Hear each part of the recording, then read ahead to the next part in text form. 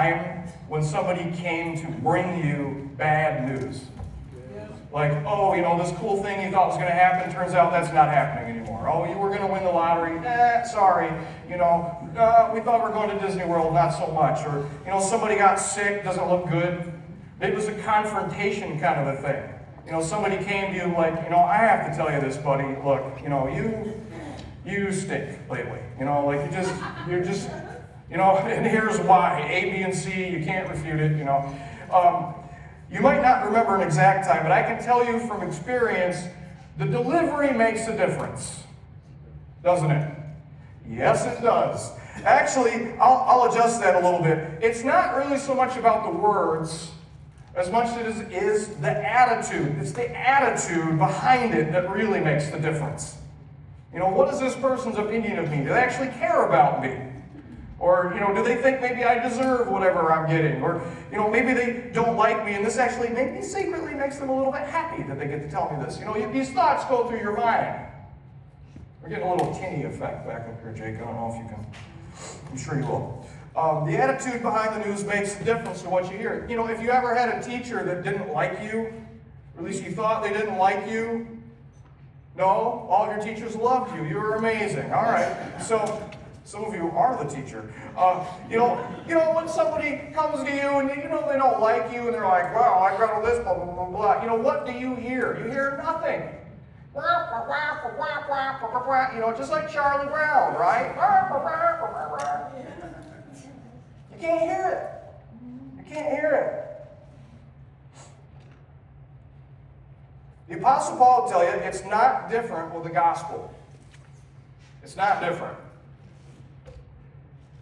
When you talk about the pieces of the gospel, when you talk about other people, talk to other people, and about sin and about grace and about all the good stuff that comes in Jesus Christ and the resurrection and all that good stuff, your attitude about the person in front of you will either beckon them closer or it will turn them away faster.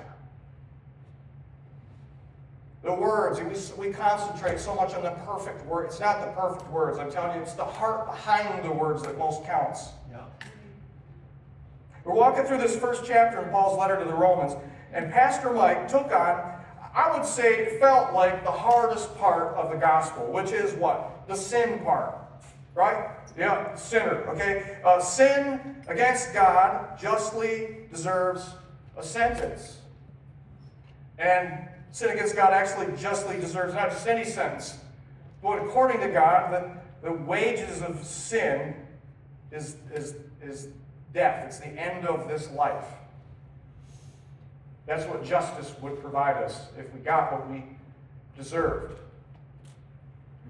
You think that would be the hard part, right? And he even did us a favor. Oh, Mike, thank you so much. You ran the list. The list.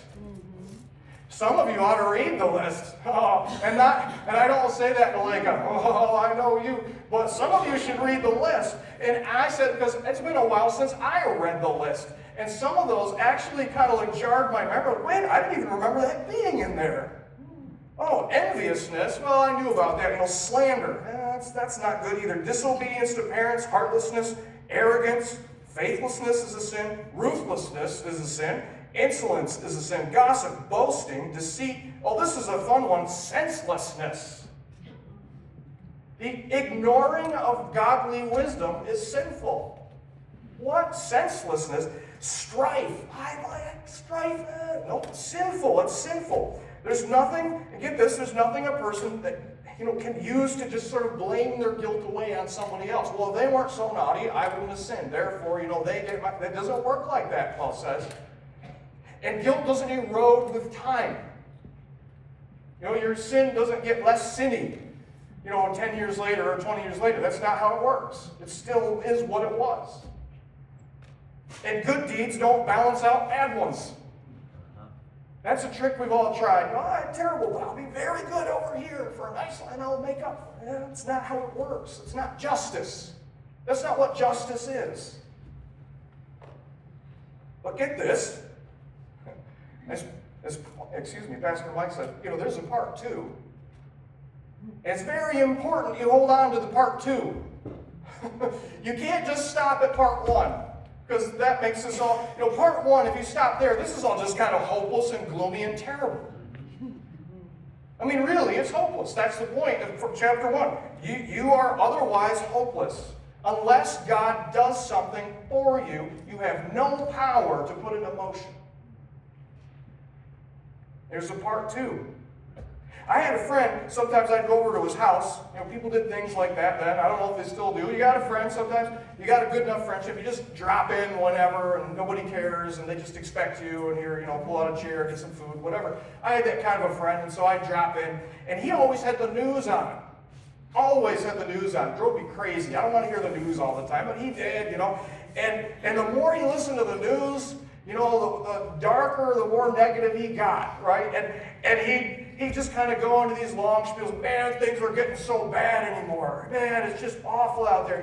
What is he talking about? The latest political corruption, or this guy made all this tons of money and he's trying to get out of paying taxes, and it's not just or whatever. It's not right. There's always something in the news that's not right. That's why it's news. He was actually talking about the gospel, even though he wasn't really planning on it. He's just stopping at part 1. People are really sinful. Man. And transmission. Yeah. But part 2 of the gospel, and this is something you need. If you're going to share something real that helps people, you've got to have this part. You can't stop at chapter 1. There's chapter 2. Listen to what Paul says after this long list of all the things that are actually truly sinful and wrong. He says, "You, therefore, have no excuse, you who pass judgment on someone else. For at whatever point you judge the other, you are condemning yourself, because you who pass judgment do the same things." In other words, whatever you have to say about the sinfulness of a person, the sinfulness of the world at large, it has to come from a humble place. It's not that we don't talk about sin. How are you going to be a Christian and not mention sin as an issue? It's an issue, okay? But it has to come from a place of a graciously forgiven person. As they say, I'm one beggar who found bread trying to share with another beggar where they could find the bread. There are a million ways you can speak about the gospel, but that's actually only the right way. And otherwise, as you'll see, you risk passing judgment.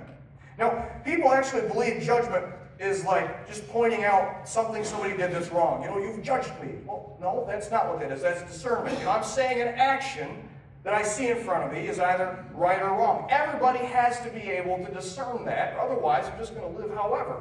But judgment is not that. Judgment is when you look at a person's case and you take in what you believe are all the facts, and you come up with your assessment. Is this person deserving of A or B or C? That's what judges do, right?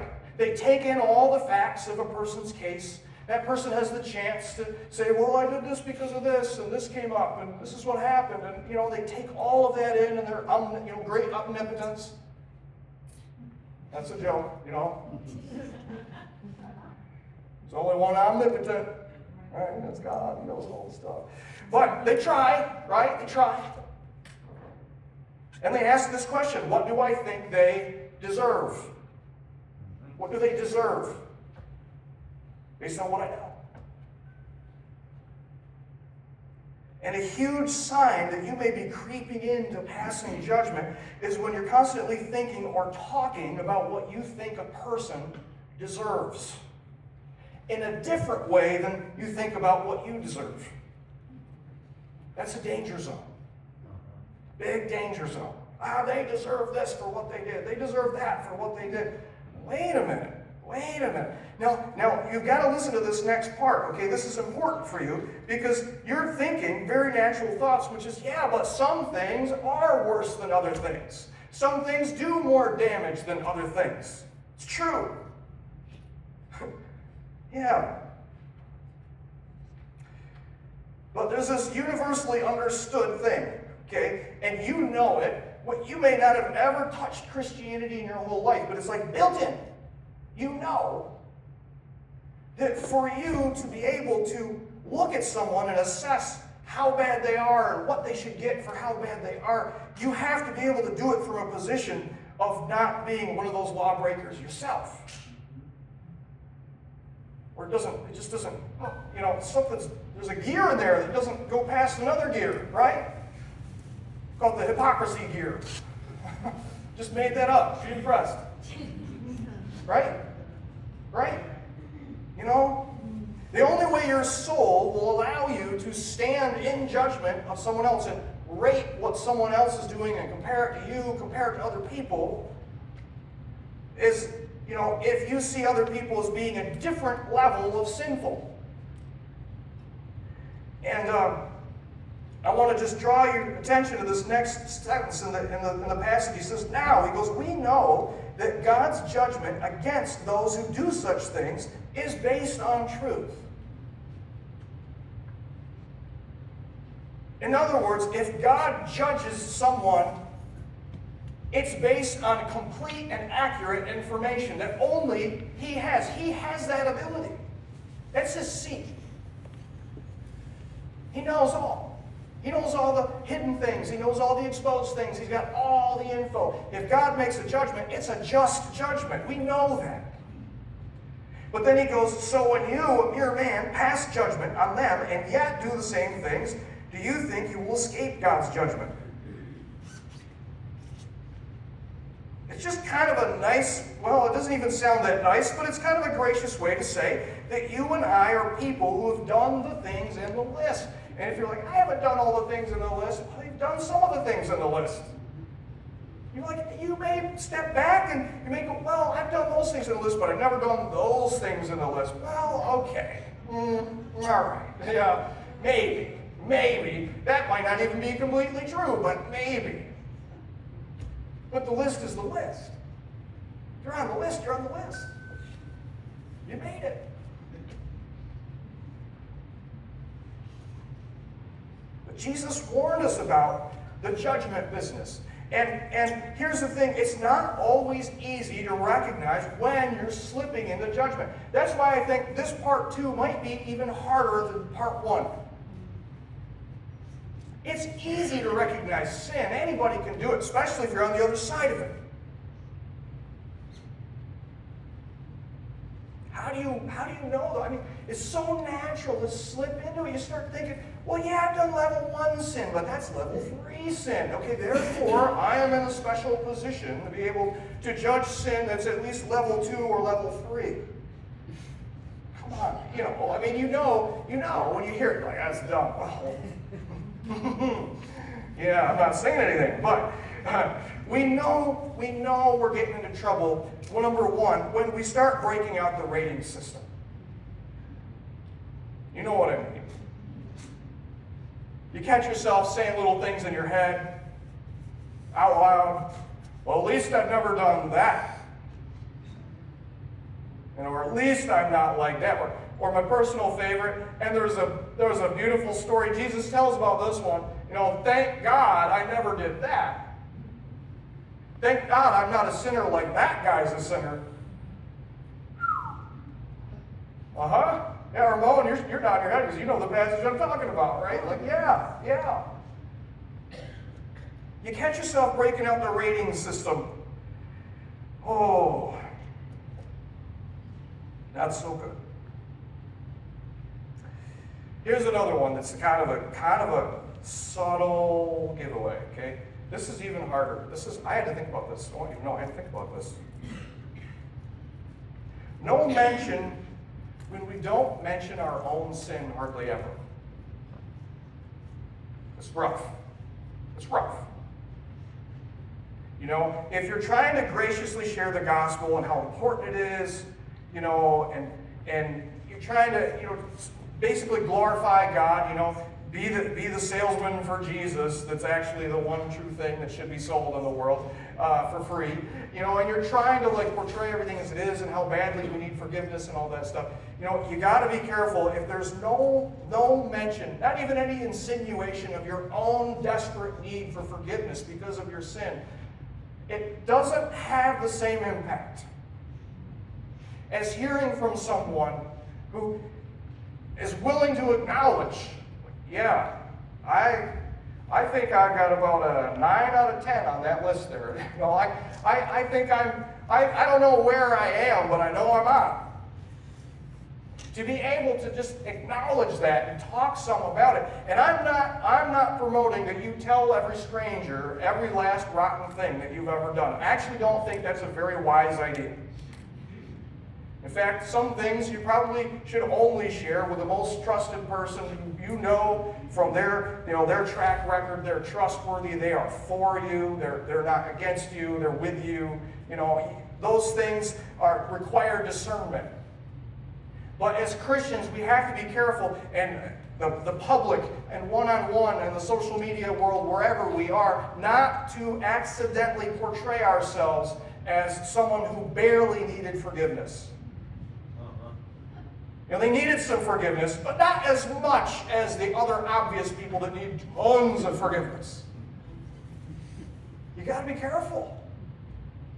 And the temptation will always be there when you're speaking about anything in life.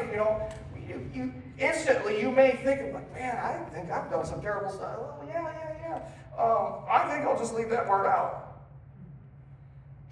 And I'm just telling you, you're leaving out the good part. You're leaving out the good part. You're leaving out the part, yes, discernment's required, but you're leaving out the part that a person most needs to hear. That somebody as bad as them actually can have hope. Somebody as bad and as real and raw and nasty and who cusses as bad as I do and has spent as much time doing as many awful things as I have, they could actually be rescued by this Jesus. That his blood, his sacrifice would be sufficient for that level of sinhood. Sometimes you'll see people actually kind of testing you because they know you're a Christian. This is something you don't notice right away, but they'll bring up little things, that other people are doing.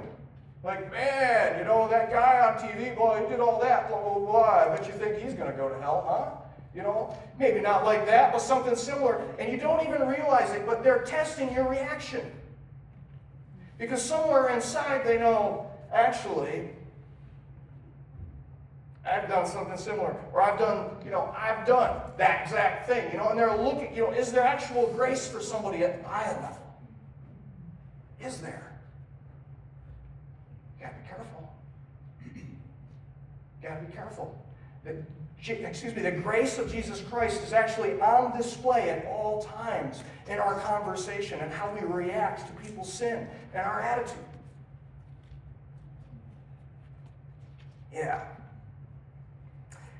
We've been warned about judgment. We've got to be careful. Jesus didn't say it the way that he said it so that we were just like, judgment, no big deal, right? Actually, the measure with which you judge others will be applied to. I think he's real. But listen to this other passage because it's important. It's not just about you. He says, or do you show contempt for the riches of his kindness, tolerance, and patience, not realizing that God's kindness leads you toward repentance? Romans 2:4. I want you to think about this real hard. This is a big point. If you are a Christian, if you've crossed that line, and I'm not saying a perfect Christian, I'm just saying you believed, and you've applied yourself, and you want to know what God's will is for you, and you look to Jesus for it, you're trying to understand, you're trying. What brought you to that place? Seriously, what brought you there? Did God's judgment bring you to that place? No. If you'd received God's judgment, you'd just be dead. I mean, come on, right? God's judgment didn't bring anybody anywhere. When God talks about judgment, then there will be a judgment someday in the future. When Jesus talks about it, he's like, I'm not here to do the judging. I'm here to warn you that a day is coming. I'm here to offer grace in the meantime. It wasn't God's judgment that led anybody to... If you thought God was going to judge you tomorrow and the outcome was not favorable, you'd just try and head for the hills. You'd run. There'd be no point. And Paul's trying to acknowledge, like, look, God chose grace and kindness to come and lead people toward repentance. And if we think that a different way is better, our version of how to handle it is better, we're actually showing contempt for God and His wisdom and the way that He took it upon Himself to come down here and do everything He did. Because we think our way is better. No, guys. It's not how it worked. Don't do that. It's God's kindness. It was a kindness for Him to come and talk about sin and how serious it was and say there's a way through, though. There's a way through. There's a method of forgiveness, and I have it. I'm the path. I'm the gatekeeper. I'm the door. I'm the narrow gate. Come on, come with me. I have it. That's a kindness. Something you didn't have to do. That's what a kindness is. I did it for your benefit. Come on. Come on. That's God's style. And because of that, that's our style. That's our style. Christians, that's our style. We have to be so careful when we talk about sin. And sometimes we're talking about sin and we don't even realize it because we're just, as my dad would say, we're just jawing. You know what I'm talking about? We're just jawing. Hey, run your jaw. I'm jawing. You know, I'm not doing anything intentional with my spirituality. I'm just jawing about other things. Well, we have to be so careful that we don't talk about sin in a way that, like, it's all done with. Like it's over. The story's been written, the period's on it. Sorry, you know, some things are just terrible and this world is just not salvageable and that's the end. I'm telling you, I've seen it. I've seen it, man. I saw it in 2020 like crazy. My eyes were opened, you know, because things just kind of got out of hand and people got despondent. They're like, man, this is so terrible. And people are just pretending like all the evil things are great now and it's awesome and it's just out of hand, you know. And people would get so fearful and threatened by that. And their talk would be terrible. They talk about everything and people in terms of people who are just, there's no point. They're too far gone, nothing, you know, we just need God to show up, just wipe them off, face it. Like, what is going on in your heart? The story's not over. The story's not over. No more hope, things are too bad. These guys are going to get what they deserve. Oh boy, be careful about talking about what people deserve. Be careful. Be careful. Christians minus humility do not turn hearts. They just make people turn and run. And I know it's counterintuitive. I know. You feel like, you know, people need the black and white. They need to be rigid. Absolutely, you've got to talk about sin in terms of what it is and the damage and the black and white and the shame and you've got to talk about those things. You can't not. But you can't talk about them in a hopeless way. You're a vessel. Aren't you? You're a carrier of good news. The good news is part 2. The good news is there's a hope for all of that. All of it. There's a cure. And it's available. And I've got to tell you something about it of my own experience. That's what a testimony is, right?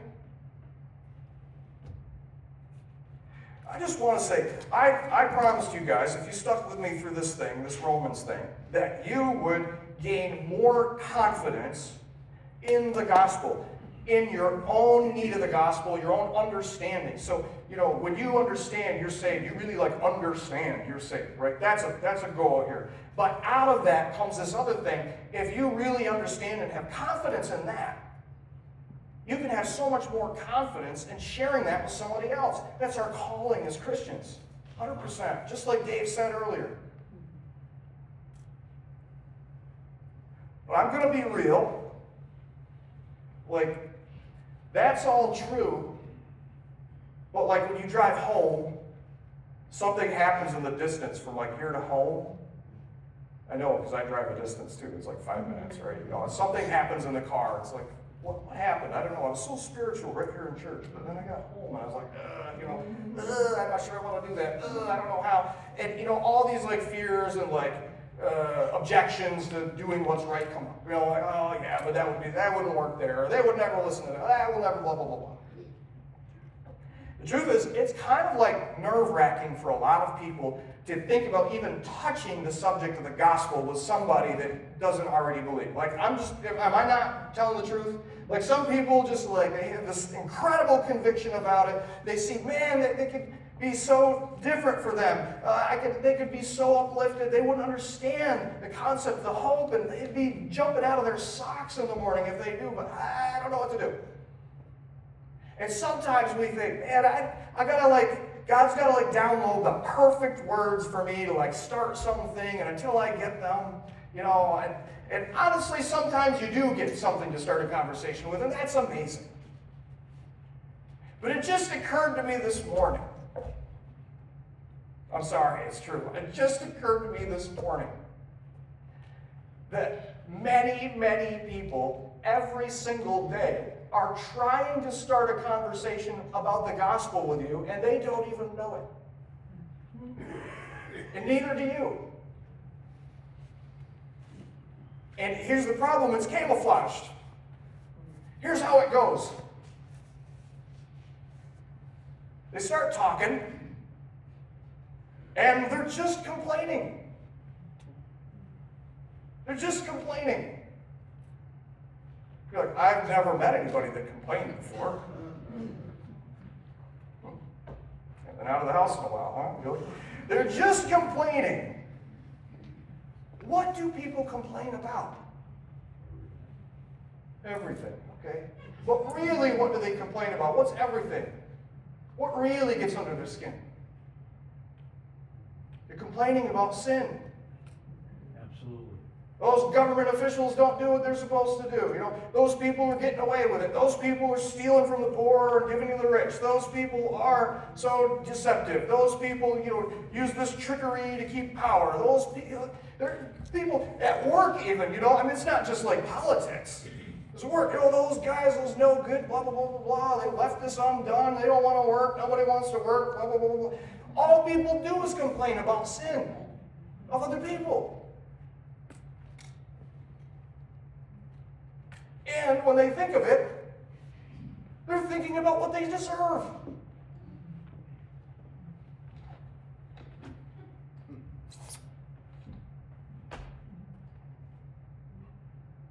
Man, that's part one of the gospel. They started it for you. They started it for you. You don't even have to come up with anything. People just all day long, there's all these opportunities. We're just blind to them. People are talking about sin, what people deserve. Oh, they deserve to go to jail. They deserve to rot in hell. They deserve to do this. Yeah, okay. What's the reaction to that? Because I'm talking about just reacting. Yeah, that's really wrong. You're right. Come to think of it, I can think about 972 things I've done. Somebody could say that about me. And if it weren't for the grace of Christ, I don't know where I'd be. Yeah, that's awful. You know what? You know what that makes me think of? How awful I can be and how awful I am without God's grace.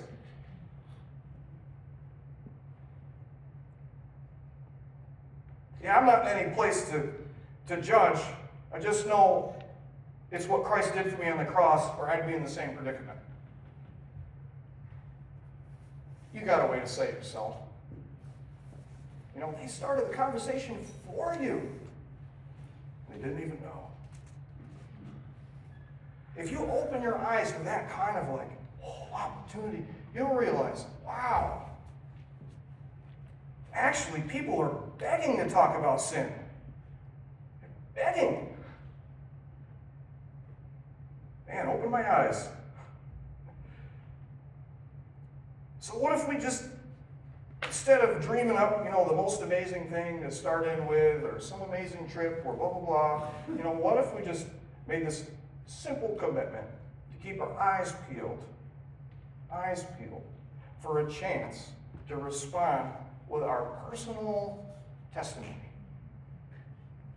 I don't mean sharing all your deepest, darkest things. You'll have to use your discernment, but you're going to have to share something, or it doesn't make any sense. I heard somebody say last week, and Pastor Mike, you were great. Pastor Mike was talking about sin. He was talking about what he was like before and how things have gotten better. He's still sinful, though, and still there. And somebody I heard of said, oh, come on. They're like, Pastor Mike, like how sinful could Pastor Mike have been? Oh my goodness.